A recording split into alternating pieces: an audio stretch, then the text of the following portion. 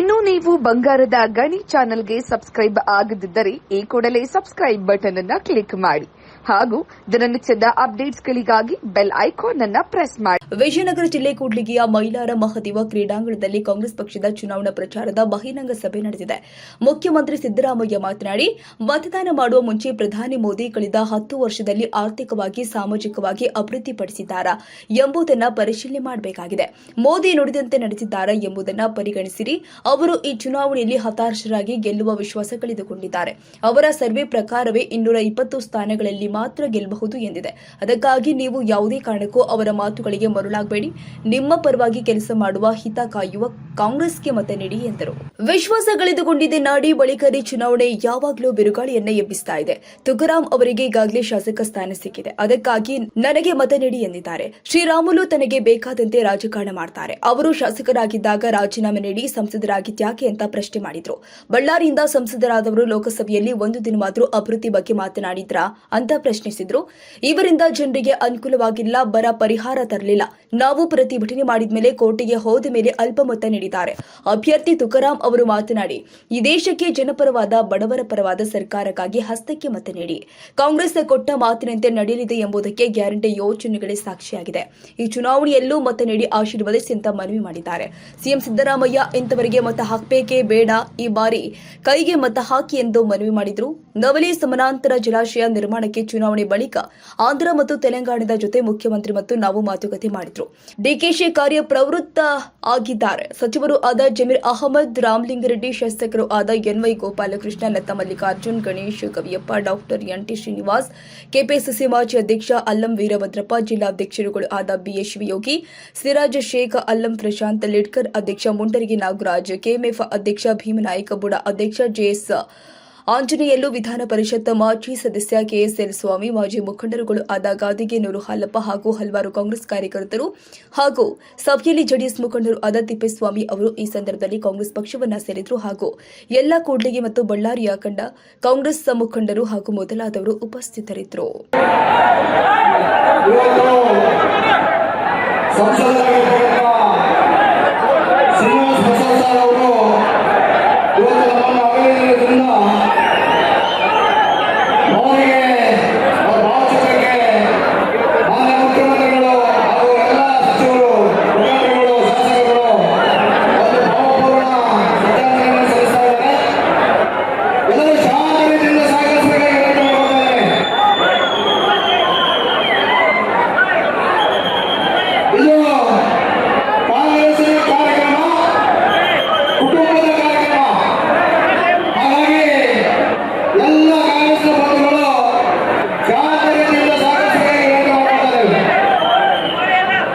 ದಯಮಾಡಿ ನಾವೆಲ್ಲರೂ ಕೂಡ ಕೂತ್ಕೊಳ್ಳೋದು ಮುಖಾಂತರ ಈ ಕಾರ್ಯಕ್ರಮದಲ್ಲಿ ಭಾಗಿಯಾಗಬೇಕು ಅಂತ ಕೇಳಬೇಕಾದ್ರು.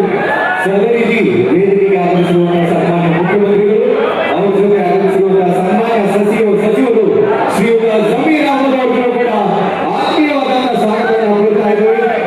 ದಯಮಾಡಿ ವೇದಿಕೆಯಲ್ಲಿ ಉಪಸ್ಥಿತರಿರುವಂತಹ ಎಲ್ಲ ನಮ್ಮ ಮುಖಂಡರು, ಸನ್ಮಾನ್ಯ ಶ್ರೀ ಶ್ರೀನಿವಾಸ್ ಪ್ರಸಾದ್ ಅವರ ನೆನಪಿನಲ್ಲಿ ತಾವೆಲ್ಲರೂ ಕೂಡ 1 ನಿಮಿಷಗಳ ಮೌನಾಚರಣೆಯನ್ನ ಮಾಡೋದ್ರ ಮುಖಾಂತರ ತಾವೆಲ್ಲರೂ ಕೂಡ ಸನ್ಮಾನ್ಯ ಶ್ರೀ ಶ್ರೀನಿವಾಸ್ ಪ್ರಸಾದ್ ಅವರ ಆತ್ಮಕ್ಕೆ ಶಾಂತಿ ಸಿಗಲಿ ಅಂತ ನಾವೆಲ್ಲರೂ ಕೂಡ ಕೋರಬೇಕು ಅಂತ ಕೇಳ್ಬೇಕಾಗಿದೆ. ದಯಮಾಡಿ ತಾವೆಲ್ಲರೂ ಕೂಡ 1 ನಿಮಿಷದ ಮೌನಾಚರಣೆಯಲ್ಲಿ ತಾವೆಲ್ಲರೂ ಭಾಗಿಯಾಗಬೇಕು ಅಂತ ಕೇಳ್ಬೇಕಾಗಿದೆ. ದಯಮಾಡಿ ಎಲ್ಲರೂ ಎದ್ದು ನಿಂತುಕೊಂಡು ನಮ್ಮ ಕೇಂದ್ರ ಸಚಿವರು, ರಾಜ್ಯ ಸಚಿವರಾಗಿದ್ದಂತಹ ಹಾಲಿ ಲೋಕಸಭಾ ಸದಸ್ಯರಾಗಿದ್ದಂತಹ ಶ್ರೀನಿವಾಸ್ ಪ್ರಸಾದ್ ಅವರನ್ನ ಅವರ ಆತ್ಮಕ್ಕೆ ಶಾಂತಿ ಸಿಗಲಿ ಅಂತ ಹೇಳಿ 1 ನಿಮಿಷದ ಮೌನಾಚರಣೆಯಲ್ಲಿ ತಾವೆಲ್ಲರೂ ಭಾಗಿಯಾಗಬೇಕು. ಮೌನಾಚರಣೆ ಈಗ ಪ್ರಾರಂಭ.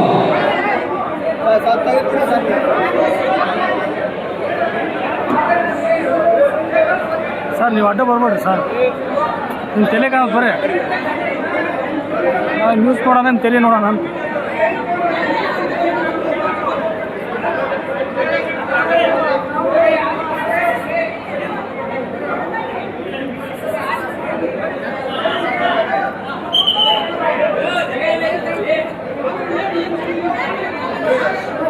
ಮೌನಾಚರಣೆ ಸಮಾಪ್ತಿ. ದಯಮಾಡಿ ಎಲ್ಲರೂ ಕೂಡ ಸಮಾಧಾನದಿಂದ ಈ ಒಂದು ಕಾರ್ಯಕ್ರಮದಲ್ಲಿ ಭಾಗಿಯಾಗಬೇಕು ಅಂತ ಕೇಳಬೇಕಾಗಿದೆ. ಇದು ನಿಮ್ಮದೇ ಕಾರ್ಯಕ್ರಮ, ಬೇರೆ ಯಾರು ಅಲ್ಲ. ಈ ಕಾರ್ಯಕ್ರಮ ನಿಮ್ಮ ಕಾರ್ಯಕ್ರಮ. ದೇಶದ ಭವಿಷ್ಯವನ್ನು ರೂಪಿಸಲಿಕ್ಕೆ ಮತದಾನವನ್ನ ಮಾಡಬೇಕಾಗ್ತದೆ.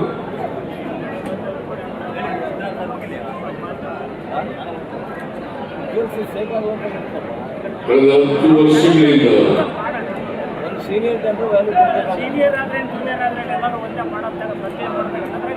ನರೇಂದ್ರ ಮೋದಿಯವರು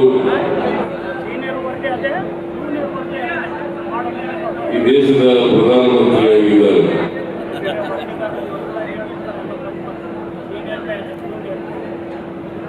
ಮತ್ತೊಮ್ಮೆ 3ನೇ ಬಾರಿಗೆ ಪ್ರಧಾನಮಂತ್ರಿ ಆಗಲಿಕ್ಕೆ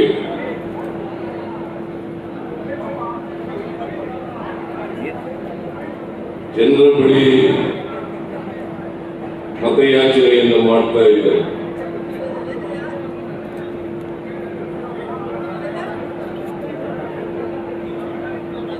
ನೀವು ಮತದಾನ ಮಾಡೋದಕ್ಕಿಂತ ಪ್ರಶ್ನೆಗಳನ್ನ ನಾನು ಸಾಹೇಬರು ಹೇಳಲಿಕ್ಕೆ ಇಷ್ಟಪಡ್ತೀನಿ. ಸರ್, ನಾನು ಕಷ್ಟಕಾಲದಲ್ಲಿದ್ದಾಗ ಬಹಳ ಅನಿರೀಕ್ಷಿತವಾಗಿ ನಾನು ಈ ಒಂದು ಕ್ಷೇತ್ರ ಕಾಲಿಟ್ಟಾಗ ನನಗೆ ಒಂದು ಗೊತ್ತು ಪರಿಚಯ ಯಾರು ಇಲ್ಲ, ನನಗೆ ಯಾರು ಪರಿಚಯನೇ ಇದ್ದಂಥ ಸಂದರ್ಭದಲ್ಲಿ ಪಕ್ಷ ಯಾವುದೂ ಪಕ್ಷ ನೋಡಲೇ ಇಲ್ಲ, ವ್ಯಕ್ತಿ ನೋಡಿ ಗೆಲ್ಲಿಸ್ತಕ್ಕಂಥ ಒಂದು ತಾಕತ್ ಏನಾದ್ರೆ ಅದು ಕೂಡ್ಲಿ ಕ್ಷೇತ್ರದಲ್ಲಿ ಆ ಕ್ಷೇತ್ರಕ್ಕೆ ಬಂದಿರ್ತಕ್ಕಂಥ ವ್ಯಕ್ತಿ ಯಾವ ಪಕ್ಷ ನೋಡಲಿಲ್ಲ ಸರ್. ಅವತ್ತು ಆಶೀರ್ವಾದ ಮಾಡಿ MLA ಮಾಡಿದ್ರು, ಉಳಿದಲ್ಲಿದ್ವಿ. ಮುಖ್ಯವಾಗಿರ್ತಕ್ಕಂಥದ್ದು 100ಕ್ಕೆ 80 ಭಾಗದಲ್ಲಿ ಕೆಲಸ ಕೂಡ ನಾವೆಲ್ಲ ಮಾಡಿಬಿಟ್ಟಿದ್ವಿ. ಕ್ಷೇತ್ರದಲ್ಲಿ ಉಳಿದಿರ್ತಕ್ಕಂಥ ಪ್ರಮುಖವಾಗಿ ಬೇಡಿಕೆ ಇರ್ತಕ್ಕಂಥ ನಮ್ಮ ಪತ್ರಕರ್ತರು ಎಲ್ಲ ಸ್ನೇಹಿತರುಗಳೆಲ್ಲ ಇದ್ದಾರೆ. ಮುಖ್ಯವಾಗಿರ್ತಕ್ಕಂಥ ಬೇಡಿಕೆ ಒಂದು ನೀರಾವರಿ ಯೋಜನೆ, ಎರಡನೇದಾಗಿ ಕೂಡ್ಲಿಗಿ ಕ್ಷೇತ್ರನ ವಿಜಯನಗರ ಜಿಲ್ಲೆಗೆ ಸೇರಿಸಬೇಕು ಅಂತ ಇವೆಲ್ಲವೂ ಕೂಡ ನಾವು ಮಾಡಿದ್ವಿ ಸರ್. ವಿಜಯನಗರ ಪರವಾಗಿ ಮತ್ತು ವೇದಿಕೆಯಲ್ಲಿ ಎಲ್ಲರ ಪರವಾಗಿ ಕೂಡ ನಿಮಗೆ ನಮಸ್ಕಾರಗಳನ್ನು ತಿಳಿಸ್ತೀನಿ. ಜೊತೆಯಲ್ಲಿ ಅವಮಾನವನ್ನು ಮಾಡತಕ್ಕಂಥ ಕೆಲಸವನ್ನು ಮಾಡಿಲ್ಲ.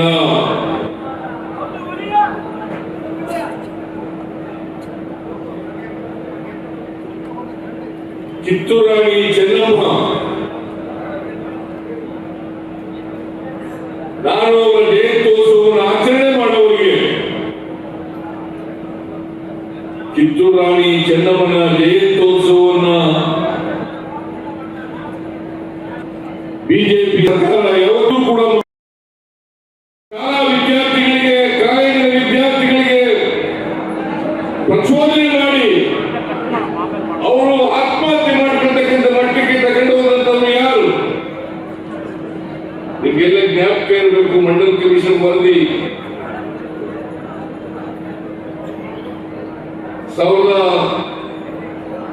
1990 ಇಸ್ವಿಯಲ್ಲಿ VP ಸಿಂಗ್ರವರು ಜಾರಿ ಮಾಡ್ತೀನಿ ಅಂತಂದಾಗ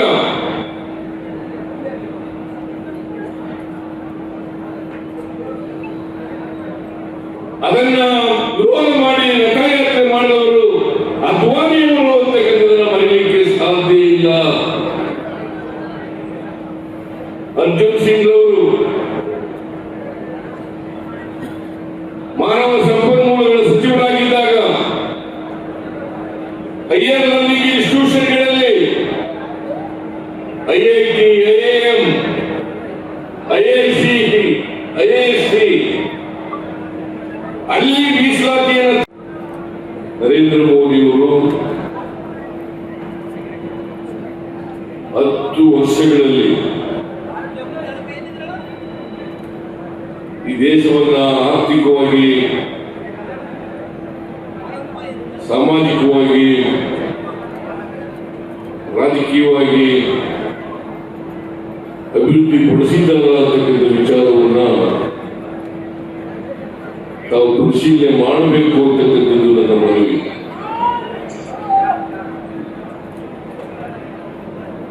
ನರೇಂದ್ರ ಮೋದಿಯವರು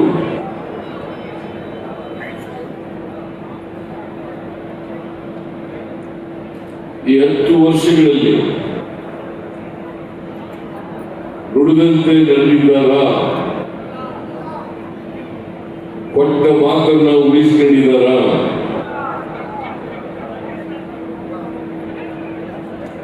ದೇಶವನ್ನು ಮಾಡಿದ್ದಾರ, ನೀವೆಲ್ಲರೂ ಕೂಡ ಪರಿಗಣಿಸಬೇಕಾಗಿರತಕ್ಕಂಥ ವಿಚಾರಗಳು.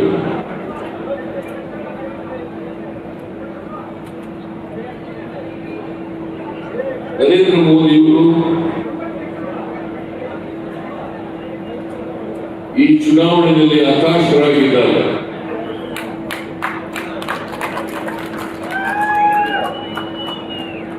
ಅವರಿಗೆ ಈ ಚುನಾವಣೆಯಲ್ಲಿ ಗೆಲ್ತೀವಿ ಅಂತಕ್ಕಂಥ ವಿಶ್ವಾಸ ಇಲ್ಲ.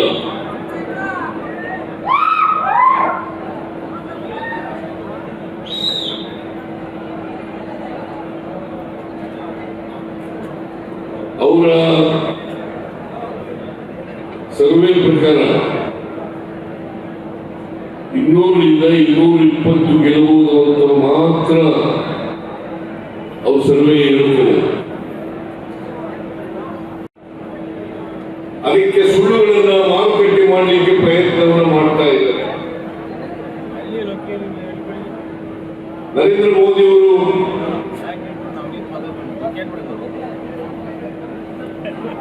ಹೆಚ್ಚು ಕರ್ನಾಟಕಕ್ಕೆ ಕಾನ್ಸಂಟ್ರೇಟ್ ಮಾಡ್ತಾ ಇದ್ದಾರೆ.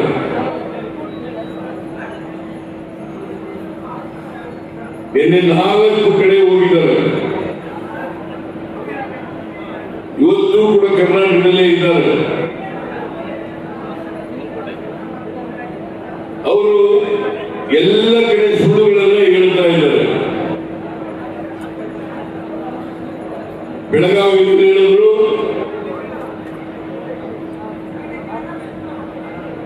ಶಿವಾಜಿ ಮಹಾರಾಜರಿಗೆ, ಕಿತ್ತೂರು ರಾಣಿ ಚೆನ್ನಮ್ಮನವರಿಗೆ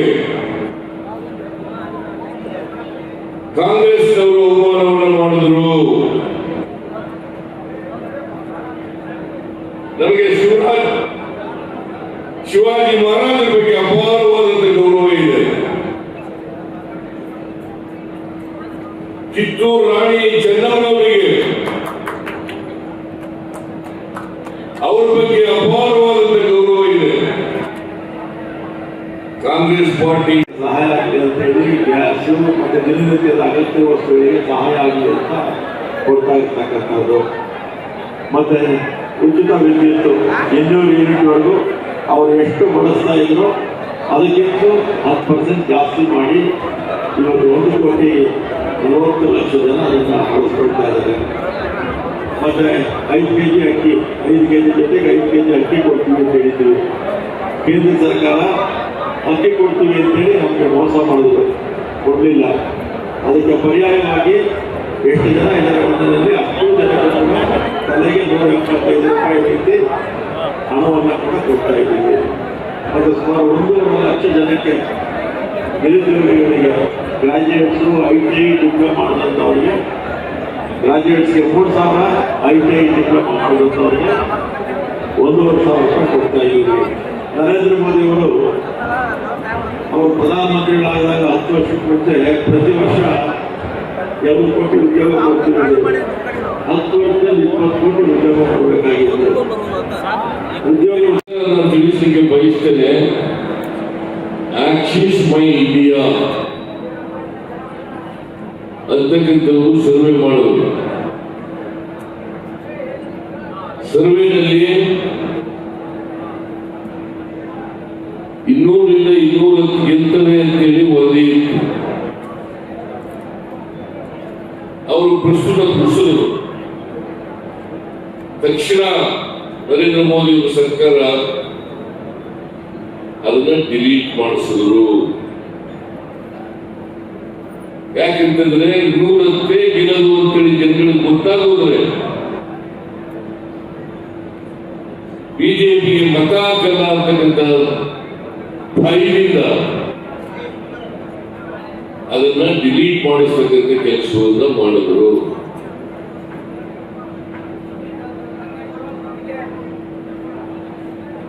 ಕರ್ನಾಟಕದಲ್ಲಿ ಕಳೆದ ಲೋಕಸಭಾ ಚುನಾವಣೆಯಲ್ಲಿ 28ಕ್ಕೆ 25 ಸ್ಥಾನಗಳನ್ನು ಗೆದ್ದಿದ್ದರು. 28ಕ್ಕೆ ದಯವಿಟ್ಟು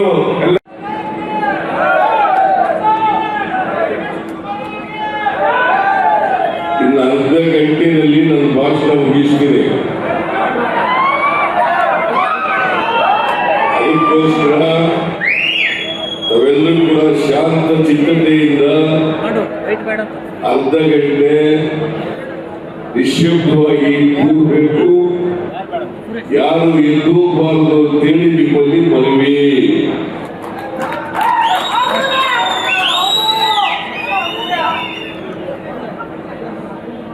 ಕಳೆದ ಲೋಕಸಭಾ ಚುನಾವಣೆಯಲ್ಲಿ 28 ಸ್ಥಾನಗಳಿಗೆ 25 ಸ್ಥಾನಗಳನ್ನು ಗೆಲ್ಲಲು ಭಾರತೀಯ ಜನತಾ ಪಕ್ಷ. ಯಾಕಂತಂದ್ರೆ ಜನರ ಮುಂದೆ ಭಾವನಾತ್ಮಕವಾದಂತಹ ವಿಚಾರಗಳನ್ನು ಪ್ರಸ್ತಾಪ ಮಾಡಿದ್ರು, ಸುಳ್ಳುಗಳನ್ನ ಹೇಳಿದ್ರು. ಕಾಶ್ಮೀರದಲ್ಲಿ 370ನೇ ಆರ್ಟಿಕಲ್ ಅನ್ನು ರದ್ದು ಮಾಡ್ತೀವಿ ಅಂತೇಳಿ ರದ್ದು ಮಾಡಿದ್ರು. ಪುಲ್ವಾಮಾ ವಿಚಾರವನ್ನ ಪ್ರಸ್ತಾಪ ಮಾಡಿದ್ರು. ಜನರು ಈ ದೇಶ ರಕ್ಷಣೆ ಮಾಡೋರು ನರೇಂದ್ರ ಮೋದಿ ಅವರು ಮಾತ್ರ ಅಂತೇಳಿ ಓಟ್ ಕೊಟ್ಟರು ಸಾರಿ. ಈ ಸಾರಿ ಯಾವುದು ಅವಮಾನ ಮಾಡಲಿಕ್ಕೆ ಸಾಧ್ಯನಾ? ನರೇಂದ್ರ ಮೋದಿ ಅವರು ಇಂಥ ಸುಳ್ಳುಗಳನ್ನ ಹೇಳ್ತಾರೆ. ಇನ್ನೊಂದು ಸುಳ್ಳು ಹೇಳಿದ್ದಾರೆ. ಅದೇನಪ್ಪ ಅಂತಂದ್ರೆ, ಹಿಂದುಳಿದ ವರ್ಗದವರಿಗೆ ದಲಿತರಿಗೆ ಕೊಟ್ಟಿರ್ತಕ್ಕಂಥ ಮೀಸಲಾತಿಯನ್ನ ಕಿತ್ತು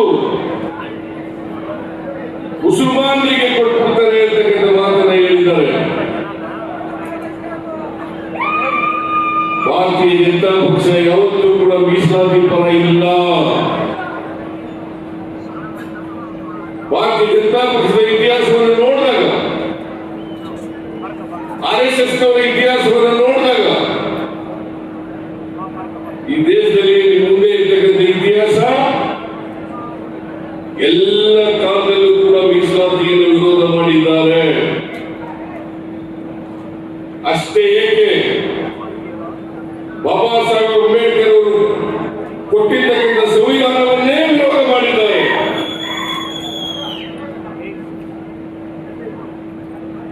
ನಿನ್ನೆ ಮೋಹನ್ ಭಾಗವತ್ ಅವರು ಹೇಳಿದ್ದಾರೆ, ನಾವು ಯಾವತ್ತೂ ಕೂಡ ಮೀಸಲಾತಿಗೆ ವಿರೋಧ ಇಲ್ಲ, ಹಿಂದೆನೂ ವಿರೋಧ ಇರಲಿಲ್ಲ, ಮುಂದೆನೂ ವಿರೋಧ ಇರಲಿಲ್ಲ ಅಂತ ಮಾತುಗಳನ್ನು ಹೇಳಿದ್ದಾರೆ. ಇದು ಅತ್ಯಂತ ಹಸಿ ಸುಳ್ಳು. ಮಂಡಲ್ ಕಮಿಷನ್ ವರದಿಯನ್ನು ವಿರೋಧ ಮಾಡಿದವರು ಯಾರು? ರಥಯಾತ್ರೆಯನ್ನ ಪ್ರಾರಂಭ ಮಾಡಿದವರು ಯಾರು? ಲಾಲೂ ಪ್ರಸಾದ್ ಯಾದವ್ ಅವರು ಮುಖ್ಯಮಂತ್ರಿಯಾಗಿ ಬಿಹಾರದಲ್ಲಿ ರಥಯಾತ್ರೆಯನ್ನು ತಡೆದದ್ದು ಯಾಕೆ? ಅಲ್ಲಿ ಶ್ರೀರಾಮುಲು MP ಮಂತ್ರಿ ಇದ್ರು, ಇಲ್ಲಿ ವಿಜಯನಗರದಲ್ಲಿ RNC MLA ಮಂತ್ರಿ ಆದ್ರು. ನೀವು ಅಧಿಕಾರ ಇದ್ದಾಗ ನೀವೇನು ಮಾಡಿದ್ರಿ? ಯಾವ ಹಣ ತಂದ್ರಿ? ಏನ್ ಅಭಿವೃದ್ಧಿ ಮಾಡಿದ್ರಿ? ನಿಮ್ ಡಬಲ್ ಇಂಜಿನ್ ಗವರ್ಮೆಂಟ್ ಇತ್ತು, ನುಡಿದಂತೆ ನಡೆದ್ರ. ಬಿಜೆಪಿಯವರು ಮಾತು ಕೊಟ್ಟರು, ಮಾತಂತೆ ಆಯ್ತಾ? ರೈತರ ಬದುಕಿನಲ್ಲಿ ಏನಾದ್ರು ಬದಲಾವಣೆ ಆಯ್ತಾ? ಅಚ್ಚೇ ದಿನ ಬಂತ? 15 ಲಕ್ಷ ನಿಮ್ಮ ಅಕೌಂಟ್ ಬಂತ? ಇಷ್ಟು ಪ್ರಶ್ನೆ ನೀವು ಕೇಳಬೇಕು. ನಿಮ್ಗೆ ಯಾರು ಬಂತ ದುಡ್ಡು? 15 ಲಕ್ಷ ಬಂತ? ಬೇಡರಿ. ಕೊರೋನಾ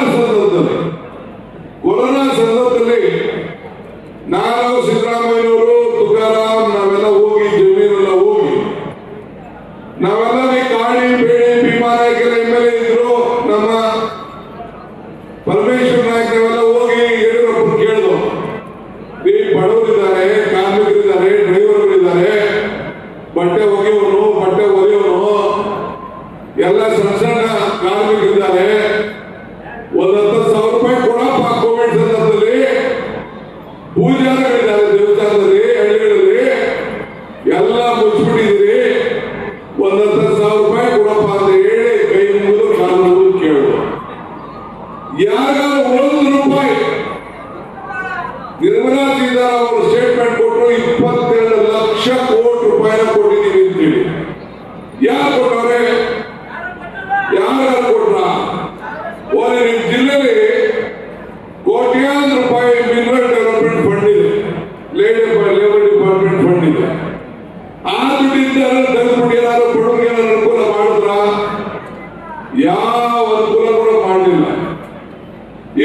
ಮಲ್ಲಿಕಾರ್ಜುನ್ ಖರ್ಗೆ ಅವರು ನಮ್ಮ ಕಾಂಗ್ರೆಸ್ ಪಕ್ಷದ ಅಧ್ಯಕ್ಷ. ಇವತ್ತು ನಿಮ್ದು ಕಲ್ಯಾಣ ಕರ್ನಾಟಕದ ಒಂದು ಭಾಗ ಕಾಂಗ್ರೆಸ್ ಪಕ್ಷದ ಕೊಡುಗೆ. ನಾನು ಯಾವಾಗಲೂ ಒಂದು ಮಾತು ಹೇಳ್ತಾ ಇದ್ದೇನೆ, ಕಾಂಗ್ರೆಸ್ ಶಕ್ತಿ ದೇಶದ ಶಕ್ತಿ, ಕಾಂಗ್ರೆಸ್ ಇತಿಹಾಸ ದೇಶದ ಇತಿಹಾಸ. ಕಾಂಗ್ರೆಸ್ ಅಧಿಕಾರಕ್ಕೆ ಬಂದ್ರೆ ಎಲ್ಲ ವರ್ಗದಿಂದ ಅಧಿಕಾರಕ್ಕೆ ಬಂದಂಗೆ ಅಂತ ಹೇಳಿ ನಾನು ಮಾತಾಡ್ತಾ ಇದ್ದೇನೆ. ಇವತ್ತು ರಾಜ್ಯದಲ್ಲಿ ಕಾಂಗ್ರೆಸ್ ಸರ್ಕಾರ ಇಲ್ಲಿದೆ, ಕೇಂದ್ರದಲ್ಲಿ ಕಾಂಗ್ರೆಸ್ ಸರ್ಕಾರ ಬಂದಾಗ ಏನು ಉಪ ಪ್ರಧಾನಮಂತ್ರಿಗಳಾಗಿದ್ದಂತ ಅದ್ವಾನಿಯವರು ನಮ್ಮ ಸರ್ಕಾರಕ್ಕೆ ಕಾರಣ ಬಂದು ಹಿಂದೆ ನಾವು ಯಾವ ಕಾರಣಕ್ಕೂ ಕಲ್ಯಾಣ ಕರ್ನಾಟಕಕ್ಕೆ 371J ಕೊಡಲಿಕ್ಕೆ ಸಾಧ್ಯ ಇಲ್ಲ ಅಂತ ಹೇಳಿದ್ರು. ಅದನ್ನ ಮಲ್ಲಿಕಾರ್ಜುನ್ ಖರ್ಗೆ ಅವರು, ಧರ್ಮಸಿಂಗ್ ಅವರು, ನಮ್ಮ ನಾಯಕರುಗಳ ಹೋರಾಟವನ್ನು ಮಾಡಿ ಈ ಸಂವಿಧಾನದ ಬದಲಾವಣೆ ಮಾಡಿ ಹಿಂದುಳಿದ ವರ್ಗದ ಪ್ರದೇಶದ ಜನರಿಗೆ ನ್ಯಾಯವನ್ನು ಕೊಡಬೇಕು ಅಂತ ಹೇಳಿ ಸಂವಿಧಾನವನ್ನು ತಿದ್ದುಪಡಿಯನ್ನು ಮಾಡಿ ನಿಮ್ಮ ಬದುಕನ್ನ ಕಟ್ಟಲಿಕ್ಕೆ, ನಿಮ್ಮ ಮಕ್ಕಳಿಗೆ, ಈ ಭಾಗದ ಜನರಿಗೆ ಅಭಿವೃದ್ಧಿಗೆ ಮೀಸಲಾಗಿ ಹಣವನ್ನು ಇಟ್ಟು ಉದ್ಯೋಗವನ್ನು ಕೊಟ್ಟು ಜೊತೆಗೆ ವಿದ್ಯಾಕ್ಷೇತ್ರದಲ್ಲೂ ಕೂಡ ಮೀಸಲಾತಿಯನ್ನು ಕೊಟ್ಟು ಇವತ್ತು ನಿಮಗೆ ಒಂದು ದೊಡ್ಡ ಶಕ್ತಿಯನ್ನು ಕೊಟ್ಟದನ್ನ ಇಡೀ ಕರ್ನಾಟಕದಲ್ಲಿ ಒಂದೇ ಅಲ್ಲ, ಇಡೀ ಭಾರತದಲ್ಲಿ ಯಾರು ಮಾಡಕ್ಕಾಗದೆ ಒಂದು ಐತಿಹಾಸಿಕವಾದಂತಹ ತೀರ್ಮಾನವನ್ನ ಸೋನಿಯಾ ಗಾಂಧಿ ಅವರು, ಮನಮೋಹನ್ ಸಿಂಗ್ ಅವರು ಇವತ್ತು ನಿಮ್ಮ ಬಳ್ಳಾರಿಗೆ, ಕೊಪ್ಪಳಕ್ಕೆ, ಗುಲ್ಬರ್ಗಕ್ಕೆ, ರಾಯಚೂರಿಗೆ, ಯಾದಗಿರಿಗೆ, ಈ ಕಲ್ಯಾಣ ಕರ್ನಾಟಕಕ್ಕೆ ಕೊಟ್ಟಂತ ಶಕ್ತಿನ ಎಲ್ಲ ಪಾರ್ಟಿಗಳು ಪಕ್ಷ ಭೇದವನ್ನು ಮರೆತು, ಜಾತಿ ಧರ್ಮವನ್ನು ಮರೆತು ಒಂದೇ ಒಂದು ಪಾರ್ಟಿ ನಮ್ಮ ಬದುಕಿಗೆ ಅನುಕೂಲ ಮಾಡಿಕೊಟ್ಟಿದೆ, ಕಾಂಗ್ರೆಸ್ ಪಾರ್ಟಿ ಅಂತ ಹೇಳಿ ಎಲ್ಲರೂ ಕೂಡ ಒಟ್ಟಿಗೆ ಓಟ್ ಹಾಕಲೇಬೇಕಾದಂತ ಒಂದು ಪರಿಸ್ಥಿತಿಯನ್ನು ಇವತ್ತು ನಿರ್ಮಾಣ ಆಗಿದೆ. ಸೋನಿಯಾ ಗಾಂಧಿ ಕಿ, ರಾಹುಲ್ ಗಾಂಧಿ ಕಿ, ಮಲ್ಲಿಕಾರ್ಜುನ್ ಖರ್ಗೆ ಕಿ. ಬಂಧುಗಳೇ, ವೇದಿಕೆಯಿಂದ ಮುಖ್ಯಮಂತ್ರಿಗಳಾದ ಸಿದ್ದರಾಮಯ್ಯ ಸಾಹೇಬ್ರೆ,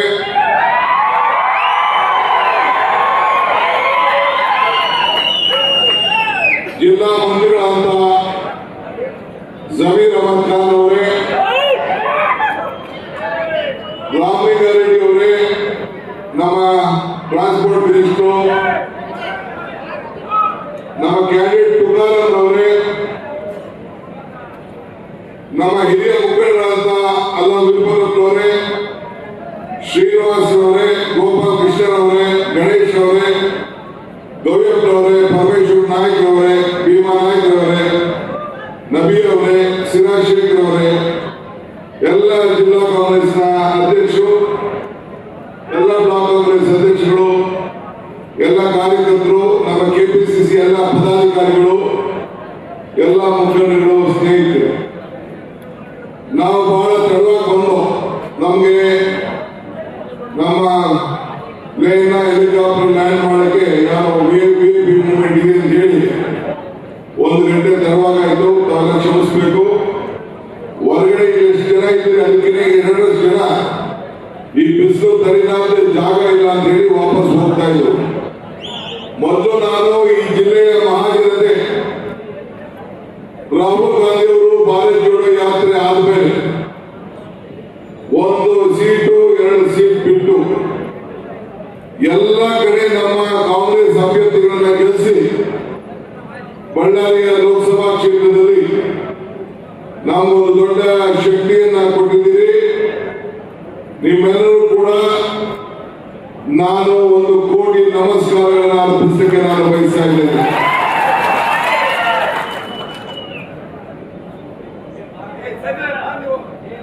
ನಮ್ಮ ಹೆಣ್ಣುಮಕ್ಕಳು ರೆಬೆಲ್ ನಮ್ಮ ಅವರು ಕೂಡ ಇದ್ದಾರೆ,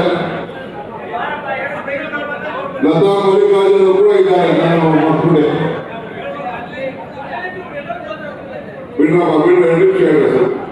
ಬಂಧುಗಳೇ, ಈ ಬಳ್ಳಾರಿಯ ಮಹಾ ಯಾವಾಗಲೂ ಕೂಡ ಈ ಒಂದು ಹೊಸ ಬಿರುಗಾಳಿಯನ್ನು ಎಬ್ಬಿಸ್ತದೆ. ನಮ್ಮ ಅಭ್ಯರ್ಥಿಯಾದ ತುಕಾರಾಮರವರು ಶ್ರೀರಾಮರು ಕೇಳಿದ್ರು, ಇರುವ ಸ್ವಲ್ಪ ಶ್ರೀರಾಮರು ಕೇಳಿದ್ರು, ತುಕಾರಾಮ್ ಅವರಿಗೆ ಒಂದು ಸ್ಥಾನ ಇದೆ, ನಾನು ಬರಗೈಲಿ ಕೂತಿದ್ದೀನಿ, ನನಗೊಂದು ಅವಕಾಶ ಮಾಡಿಕೊಡಿ ಅಂತ ಕೇಳಿದ್ರು ಅನ್ನೋ ವಿಚಾರವನ್ನು ಪ್ರಸ್ತಾವನೆ ಮಾಡಿದ್ರು. ನಾನು ಶ್ರೀರಾಮರು ಹೇಳ್ತಾ ಇದ್ದೀನಿ, ನೀನು MLA ಆಗಿದ್ದಾಗ ನೀನ್ ಯಾಕೆ MP ನಿಂತ್ಕೊಂಡಪ್ಪ ಅಂತ ನೀನು ಕೇಳ್ತಾ ಇದ್ದೀನಿ. ನೀನ್ MP ಹೋದಂತಾನೆ ಇಲ್ಲಿ ಬೈ ಎಲೆಕ್ಷನ್ ನಡೆದಿದ್ದು ಬಳ್ಳಾರಿ ರೂರಲ್ ಪಾರ್ಲಿಮೆಂಟ್ ಎಲೆಕ್ಷನ್ಗೂ ಬೈ ಎಲೆಕ್ಷನ್ ನಡೆದಿದ್ದು. ನಿನ್ನ ಅನುಕೂಲಕ್ಕೆ ಹೆಂಗ್ ಬೇಕಾದ್ರೂ ನೀನು ರಾಜಕಾರಣ ಮಾಡ್ಬೋದು. ಈಗ ನಾವೇನ್ ಕಾಂಗ್ರೆಸ್ ಪಾರ್ಟಿ ತೀರ್ಮಾನ ಮಾಡ್ಬೋದು ಅಂದ್ರೆ,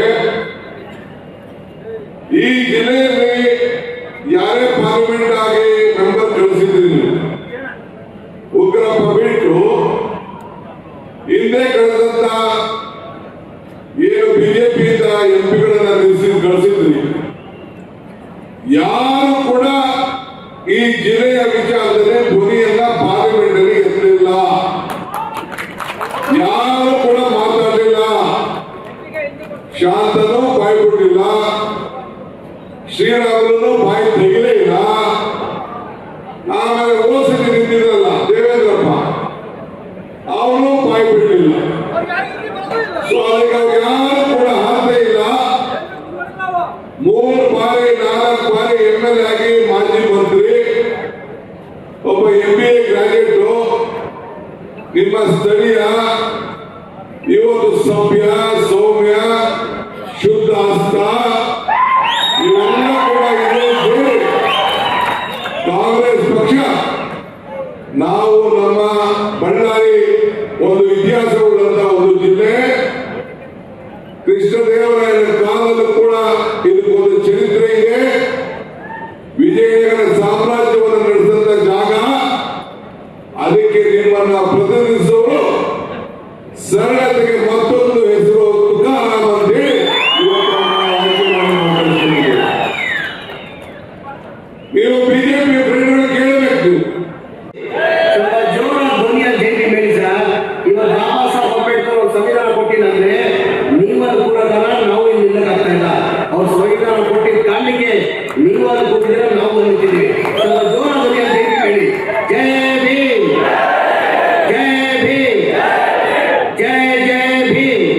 ವೇದಿಕೆ ಮೇಲೆ ಆಸೀನಿರುವ ನಮ್ಮ ರಾಜ್ಯದ ಮುಖ್ಯಮಂತ್ರಿಗಳಾದಂತ ಮಾನ್ಯ ಸಿದ್ದರಾಮಯ್ಯ ಸಾಹೇಬ್ರೆ, ಇನ್ನೊಬ್ಬರು ನಮ್ಮ ಪಕ್ಷದ ಮುಖಂಡರು ಸಚಿವರಾದಂತ ರಾಮಲಿಂಗಾರೆಡ್ಡಿ ಸಾಹೇಬ್ರೆ, ಇನ್ನೊಬ್ಬರು ನಮ್ಮ ಪಕ್ಷದ ಮುಖಂಡರು ಆತ್ಮೀಯಾದಂತ ಆಲಂ ವೀರಭದ್ರಪ್ಪ ಸಾಹೇಬ್ರೆ, ನಮ್ಮ ಪಕ್ಷದ ಆತ್ಮೀಯರು, ನಮ್ಮ ಪಕ್ಷದ ಅಭ್ಯರ್ಥಿ ಮಾಜಿ ಮಂತ್ರಿಗಳು ಆದಂತ ತುಕಾರಾಮ್ ಅವರೇ, ನನ್ನ ಆತ್ಮೀಯ ಶಾಸಕ ಆದಂತ ಶ್ರೀನಿವಾಸ್ ಅವರೇ, ಆತ್ಮೀಯರು MLA ಆದಂತ ಗೋಯಪ್ಪಣ್ಣ ಅವರೇ, ನನ್ನ ಆತ್ಮೀಯ ನಮ್ಮ ತಮ್ಮ ಆದಂತ MLA ಆದಂತ ಕಮಲಿ ಗಣೇಶನ್ ಅವರೇ, MLA ಆದಂತ ನನ್ನ ಅಕ್ಕ ಆದಂತ MP ಲತಾ ಅವರೇ, ಆತ್ಮೀಯರು ಹಿರಿಯವರು ನಮ್ಮ ಪಕ್ಷದ ಮುಖಂಡರಾದಂತ MI ಗೋಪಾಲ್ ಕೃಷ್ಣ ಅವರೇ, ಮಾಜಿ ಮಂತ್ರಿಗಳಾದಂತ ಆತ್ಮೀಯ ಆದಂತ ಪರಮೇಶ್ವರ್ ನಾಯಕ್ ಅವರೇ, ನಮ್ಮ ಪಕ್ಷದ ಮುಖಂಡ ಆತ್ಮೀಯ ಆದಂತ ನನ್ನ ತಮ್ಮ ಆದಂತ ಭೀಮಾ ನಾಯಕ್ ಅವರೇ, ಅನ್ವರ್ ಪಾಷಾ ಅವರೇ, ರಾಣಿ ಸತೀಶ್ ಅವರೇ, ವೇದಿಕೆ ಮೇಲೆ ಹಾಕಿರುವ ಎಲ್ಲ ನಮ್ಮ ಪಕ್ಷದ ಮುಖಂಡರ ಇಲ್ಲೆಲ್ಲ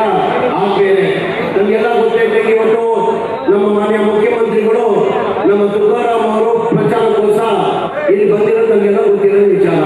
ಈಗ ಕಾಂಗ್ರೆಸ್ ಪಕ್ಷದ ನಾವು ಇತಿಹಾಸ ತೆಗೀರಿ, ಯಾವ ಯಾವ ಚುನಾವಣೆ ಬರ್ತದೆ, ಜಂಗೂರು ಮಧ್ಯದಲ್ಲೂ ಹೋಗಿ ಮತ ಕೇಳುವಾಗ ನಮ್ಮ ಸಾಧನೆಯನ್ನ ತೋರಿಸಿ ನಾವು ಮತ ಕೇಳ್ತೀವಿ.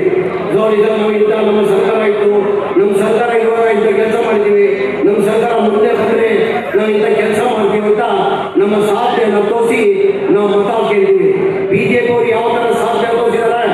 ಸಾಧನೆ ಅವರು 0, ಏನು 0 ಇಲ್ಲ, ಬರೀ ಹಿಂದೂ ಮುಸಲ್ಮಾನ್ ಅಂತ ತೋರಿಸಿ ಮತ ತಗೊಳ್ಳಕ್ಕೆ ಪ್ರಯತ್ನ ಮಾಡ್ತಾ ಇದ್ದಾರೆ.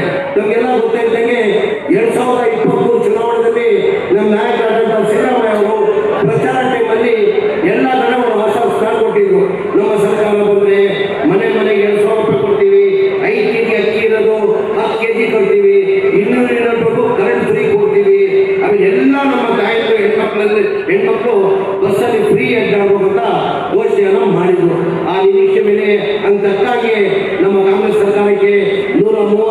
ಬಂದು ನಮ್ಮ ಸರ್ಕಾರ ಬರಕ್ಕೆ ಸಾಧ್ಯ ಆಯಿತು. ಮಾನ್ಯ ಸಿದ್ದರಾಮಯ್ಯ ಅವರು ಮುಖ್ಯಮಂತ್ರಿ ಆಗಕ್ಕೆ ಸಾಧ್ಯ ಆಯಿತು. ವಿರೋಧ ಪಕ್ಷದವ್ರು ಏನಂದ್ರು, ಈ ಗ್ಯಾರಂಟಿ ಕೊಡಕ್ಕೆ ಸಾಧ್ಯ ಆಗಲ್ಲ, ಈ ಗ್ಯಾರಂಟಿ ಕೊಡಬೇಕಾದ್ರೆ ಕನಿಷ್ಠ 55,000 ಕೋಟಿ ಕೊಡಬೇಕಾಗ್ತದೆ, ಈ ಗ್ಯಾರಂಟಿ ಕೊಡಕ್ಕೆ ಸಾಧ್ಯನೇ ಆಗಲ್ಲ. ನಮ್ಮ ಸರ್ಕಾರ ಬಂದು ಮಾನ್ಯ ಸಿದ್ದರಾಮಯ್ಯ ಅವರು ಮುಖ್ಯಮಂತ್ರಿ ಆಗಿ ಒಂದೇ ತಿಂಗಳಲ್ಲಿ ಈ 5 ಗ್ಯಾರಂಟಿಯನ್ನ ಲಾಗು ಮಾಡಿದ್ದೀವಿ.